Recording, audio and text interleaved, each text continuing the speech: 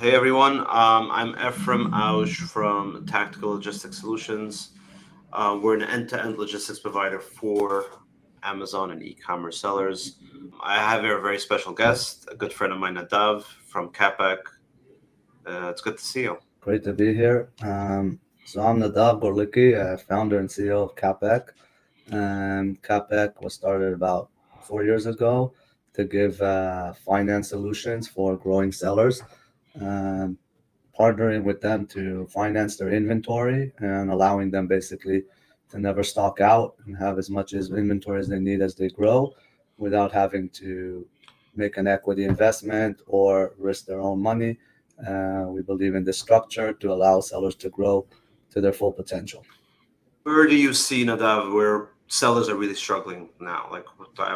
I'm talking to a lot of sellers. You're talking to a lot of sellers. Where do you see the biggest struggle at the moment? Obviously, hopefully, our sellers are growing, and that's what we see. And especially with all the added costs that have come in unexpectedly, whether it's tariffs or delays that caused from tariffs. This has become very hard in managing cash flow when it comes to managing your business. Things have changed, and even if you had a very organized cash flow management, now you have to deal with unexpected expenses or or maybe delays in your ROI and your cash flow. So this is where Capital can definitely help. Our model is very much based on your cash flow compared to other finance solutions out there. We basically pay for the inventory when it's ready to your suppliers exactly. So even if you have delays in your manufacturing, we correlate exactly to those dates, and then we build the repayments to match and correlate with your ROI, basically your Amazon payments and payouts. So this gives you very steady cash flow and creates a much more stable and relaxed business environment, especially when you're growing. And also what's happening now, what I'm seeing also struggles with sellers is the tariffs obviously is a huge part of it, and then also the Amazon increased fees that they have. At the same time, you have um, till they just like they give you a payment till they get the disbursement, where you see people struggle with cash flow, and also like timing wise, like it used to be where you order a product in China, there was no delays whatsoever.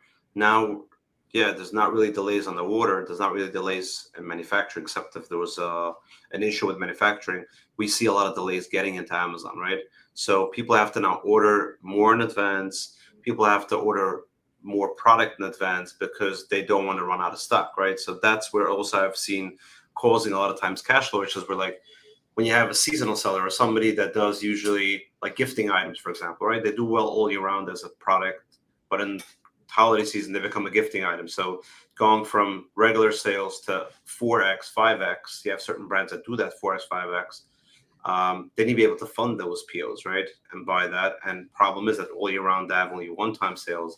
Q4 they're gonna have 5 times the sales. They need the cash flow to be able to purchase those POs and be able to perform in Q4. So that's where I've seen it's getting tighter and tighter every year, is because tariffs was a factor this year, Amazon fees was a factor this year and last year, and delays to get in product into Amazon is a factor for the last, I would say, 2 years. But even since COVID, they didn't improve that much. So um, people always have to keep in mind they need to have a buffer somewhere in their warehouse or in their house or something, and then they have an AWD on the water. So there's a lot more product laying around before it could even sell versus like it used to be. So I think a very important point on what you said is yes, in general, inventory efficiency is probably one of the most important because that's where all our capital is sitting around. And if it's just sitting, then it's costing us money that isn't being used for other things. But on the other hand, it gets 10 times harder in Q4 because you have huge potential of bringing in a lot of business. So you don't want to bring not enough product. On the other hand, if you get too much product into Amazon early and it doesn't sell, you're going to pay these crazy storage enormous, fees. crazy storage fees that basically are going to take away all your profits.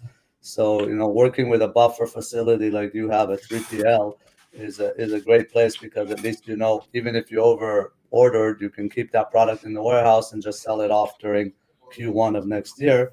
But on the other hand, you have that buffer in the warehouse so that you can still throw inventory into Amazon fast, even if you have to use SPD or something like that on a weekly basis, and that helps a lot. So the point of our collaboration is, on the logistics side, everything moves faster this way. Um, on the selling side, through CapEc, you could you have that headache-free environment in your office where you don't have to like freak out, like, okay, where am I coming up now with this payment? I still didn't finish my sales of my product, things like that. It makes life a lot easier, and at the same time, you know that you could actually keep your company growing while you're going through these transitions of a Q4 to Q1, or it's Q3 to Q4. All these type of scenarios is where probably people get more cash tight. It's like end of Q4, like you said, like people could get that the middle or end of January when they technically need to put in their POs mid of December, based on their sales, and they have to wait for cash that long. And at the same time as Q3, if they have to ramp up for Q4 and they need the help with the cash flow, and you guys pull the data of the last year or so, and you see how it looked like their sales in Q4, what it looked like in the regular seasons of the year, and you give them funding that way. So that if you want to try out CapEc but you're not sure how things work, you could start with just getting funding for the shipping, get the experience, get to meet the team, get to see how they work, and then from there you'll be able to see the experience and the peace of mind that you have, how it works. Like, okay, get invoice with a freight forwarder. Here's the invoice. CapEc will lay out the money, and pay for it. And then obviously when you're doing your next PO, you could just do the whole experience with CapEc, where I believe it could really help and grow your business. I mean, it's always better and you sleep better when you have that extra money in the back of your 100%. mind. 100%. So it's always good to have it than reach the date you need it and not have it. 100%. Yeah. 100%. So if you want to learn more about Tactical or CapEc, Tactical, you could check out our website, tacticallogistic.com, to learn about all our services. And you could check out capec.io for any information about how the funding works. I believe we went through and thoroughly on this conversation, but if you want to see more information, you can obviously check out their website as well.